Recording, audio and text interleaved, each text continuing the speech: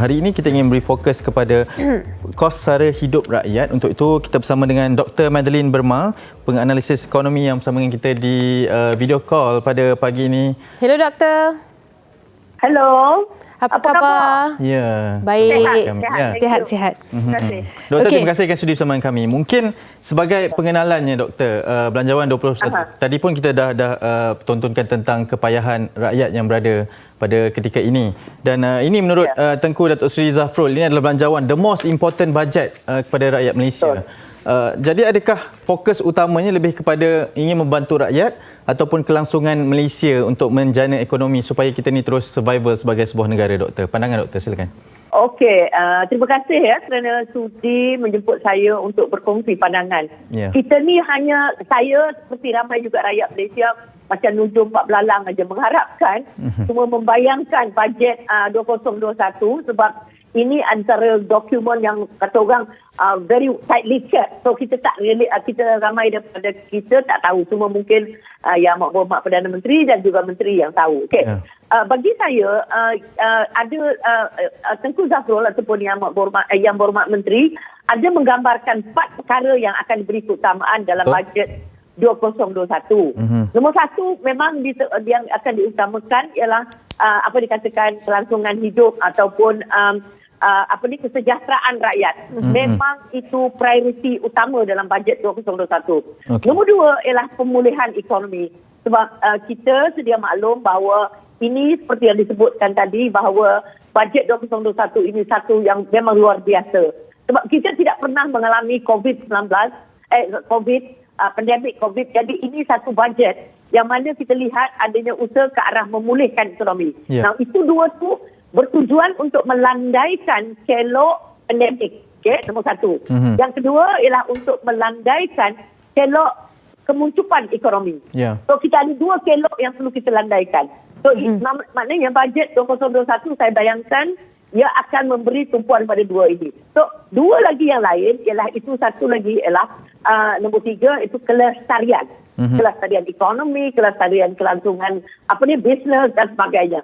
Dan yang keempat yang juga cukup penting iaitu penyampaian sektor awam. So bagi saya ini memang ada digambarkan oleh Yang Berhormat Menteri, tapi rakyat mempunyai keutamaan lain juga. Okey, itu sebagai permulaan. Okey, dan kita bercerita tentang bagaimana pula keadaan kerajaan sendiri, sebab sebelum ni kita dah menghadapi keadaan pandemik di mana banyak bantuan telah pun diberikan yang berbelanja berbilion ringgit untuk membantu rakyat yang terjejas juga. Tapi kita mahu teruskan dengan belanjawan 2021 yang mana sejauh mana kerajaan kita mampu bertahan untuk memastikan segalanya dapat diselesaikan, rakyat dapat terbela nasibnya dan ekonomi kerajaan juga, ekonomi Malaysia juga dapat dijaga. Betul Ini satu dilema atau satu keseimbangan yang perlu dicapai. Okey, dalam ekonomi dia mudah je. Ekonomi ni dia kata kita perlu ada cukup wang lah. Mesti kita sebagai individu, saya tak bayangkan negara. So bagaimana wang itu terhasil?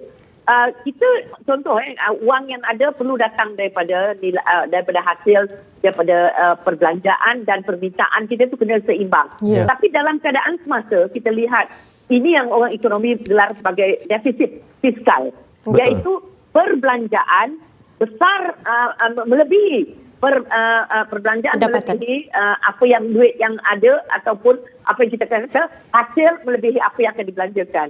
Hasil ini datangnya daripada 2 sumber yang besar Satu pelaburan dan satu cukai. Pelaburan tu maksudnya ataupun ekspor kita.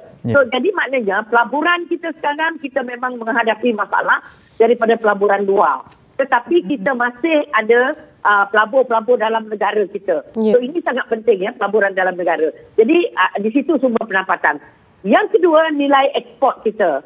Kita tahu bahawa nilai ekspor kita sudah berkurangan khususnya daripada gas dan minyak sebab kita tahu bagaimana hasil Petronas sudah berkurangan. So di situ memang ada sedikit pengurangan, tetapi nilai komoditi kita seperti kelapa sawit dan sebagainya masih lagi boleh dipertahankan dan masih lagi mendapatkan hasil ekspor. Yang ketiga, yang selalu di situ orang rakyat Malaysia ada kejut bila dengar cukai. Maknanya sumber satu lagi ialah cukai. Jadi sekarang kerajaan terpaksa mengimbangi dari ketiga-tiga ini untuk memastikan hasil mencukupi untuk memastikan perbelanjaan bajet 2021 itu dapat dipenuhi. Tapi memang perbelanjaan akan melebihi pendapatan kita. Ya, boleh saya katakan. Doktor, 2019 bajetnya adalah 314 bilion. 2020 297 bilion. 2021 dah ada pelbagai inisiatif yang telah diberikan, prihatin PKS, tambahan penjana dan juga prihatin bantuan prihatin nasional. Jumlah fizikal langsungnya adalah sebanyak 55 bilion pada ketika ini. Saiz belanjawan untuk 2021 ini dengan krisis yang berlaku, dengan juga cadangan mengatakan bahawa saiz belanjawan perlu lebih besar dengan masalah yang ada pada ketika ini. Apa yang boleh kita jangkakan berkenaan dengan saiz belanjawan 2021 ini? Dah ada bantuan prihatin penjana semua itu, tambahan dengan belanjawan yang akan dibentangkan pada Jumaat ini. Adakah akan lebih besar berbanding saiz-saiz sebelum ini, Doktor? Ya, saya sebagai seorang yang telah mengkaji bajet bertahun-tahun, ya, memang bajet sebelum ini saya rasa macam biasa je, ya, membangun infrastruktur, pemulihan ekonomi. Tetapi ini yang luar biasanya. Ini yang bagi saya, ya, ini satu cabaran besar bagi Yang Amat Berhormat Menteri, di mana perlu mempertahankan satu bajet. Di satu pihak kita melihat hasil kita dah berkurangan. Di satu pihak tuntutan dan keperluan untuk memastikan kehidupan rakyat ini terjamin, memastikan ekonomi kita pulih semula. Saya menjangkakan bajet yang besar juga, ya. Walaupun ada orang mengatakan ini mungkin nanti bajet yang bersifat politik. Saya tidak melihat itu lebih kepada politik. Saya lebih melihat bahawa kerajaan sangat-sangat perlu untuk melandaikan kelok pandemik ini dan juga memulihkan ekonomi. Jadi maknanya bajet yang akan diperuntukkan itu akan lebih besar bagi saya lah. Nilainya saya tak tahu. Okey, ada beberapa pandangan ataupun cadangan yang terbit, ya, maknanya menyambung moratorium, dan ada juga yang meminta untuk membenarkan akaun 1 KWSP dikeluarkan dan juga bantuan bersasar, bantuan bulanan diberikan kepada rakyat yang terjejas. Jadi mungkin pandangan doktor sendiri, ini mungkin soalan kita yang terakhir secara ringkasnya. Mungkin pandangan doktor sendiri, bagaimana melihat kepada perkara ini? Apakah sebenarnya yang rakyat mahukan? Adakah cadangan-cadangan ini antara apa yang rakyat mahukan ataupun bagaimana? Okey, rakyat mahukan kalau boleh moratorium dilanjutkan, bantuan terus diteruskan. Itu permintaan. Tetapi kita juga perlu menerima hakikat bahawa kita dalam keadaan ekonomi semasa ni, sebab kita tidak tahu bila COVID ini akan berakhir. Dan maknanya kerajaan betul-betul nak mengimbangkan. Bagi saya moratorium dan itu perlu bersifat bukan one off. Maksudnya bukan secara menyeluruh. Maknanya berdasarkan keperluan individu itu. Jadi maknanya bukan lagi mesti kerajaan meneruskan. Tetapi bagi KWSP, saya antara individu yang menyokong supaya kerajaan membenarkan pencarum mengeluarkan daripada akaun 1, tetapi dengan syarat. Sama juga bukan 10,000 one off dan bukan untuk bulanan. Dia mesti bergantung kepada kedudukan keuangan ataupun pencarum berikut keperluan. B40 ke bawah bagi saya memang perlu diberi pertimbangan. M40 pun boleh diberi pertimbangan. Dan T20 ada juga yang dikatakan sudah kehilangan bisnes. Mereka juga boleh diberi. Jadi maknanya bukan secara keseluruhan tetapi bertasar dan mengikut keperluan. Doktor, mungkin sedikitlah. Kita tahu KDNK 60% kadar hutan telah dinaikkan. Menurut Tengku Datuk Sri Zafrul, setakat ini kita berada di ambang 55%. Kerajaan masih mampu untuk kekal survivalnya di masa hadapan. Kita tahu nak melandaikan lengkuk itu, tapi dalam masa yang sama kerajaan juga perlu kekal untuk survive dalam memastikan rakyat itu terus sejahtera, Doktor. Okey. Di sini pentingnya kita jangan lagi berpolitik. Supaya bajet kita, supaya kita sebagai rakyat dan keseluruhan negara seperti yang dititahkan oleh Yang di-Pertuan Agong, kita bersatu padu, kita memastikan kita bukan saja kerajaan yang dapat melandaikan kedua kelok ini. Yang kelok yang dikatakan kelok pandemik itu rakyat sekarang. kita adalah frontliner. Kalau ekonomi kita penting, tetapi kerajaan juga penting, sektor swasta juga penting, NGO juga penting. Jadi perlu ada gabungan antara kita semua.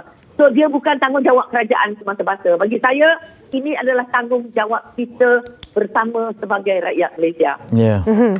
Okey, terima kasih banyak-banyak Dr. Madeline. Banyak yang dikongsikan dan kita ucapkan yang terbaik juga. Jaga diri. Ya, Okay, terima kasih kerana bersama dengan MHI. Okey. Doakan untuk Sabah. Betul. Amin, insya-Allah. Okey, Dr. Madeline Burma, penganalisis ekonomi yang bersama dengan kita, banyak yang kita dapat kongsikan dan banyak yang dapat kita cover untuk kos sara hidup rakyat yang mana menjadi salah satu perkara prihatin belanjawan negara 2021. Bagaimana pula rakyat? Kita bercerita tentang kerajaan ingin memberikan bantuan kepada rakyat. Bagaimana pula rakyat ingin menggunakan bantuan ini sebagai solusi untuk keluar daripada kesempitan hidup. Bukan untuk masih lagi menjalankan norma kehidupan yang lama, masih makan di luar, masih lagi pergi bercuti, masih lagi membelanjakan duit itu kepada yang bukan-bukan ataupun yang tidak perlu. Dan kita perlu harus fikirkan tentang itu pula. Okey? Baik. Saya kira dua faktor utama adalah kelangsungan hidup rakyat dan juga pemulihan ekonomi. Itu mungkin menjadi fokus kepada Belanjawan 2021 itu, dan pastinya bukan sahaja kita tapi semua keseluruhan rakyat Malaysia akan sangat menantikan pembentangan bajet 2021 pada Jumaat ini.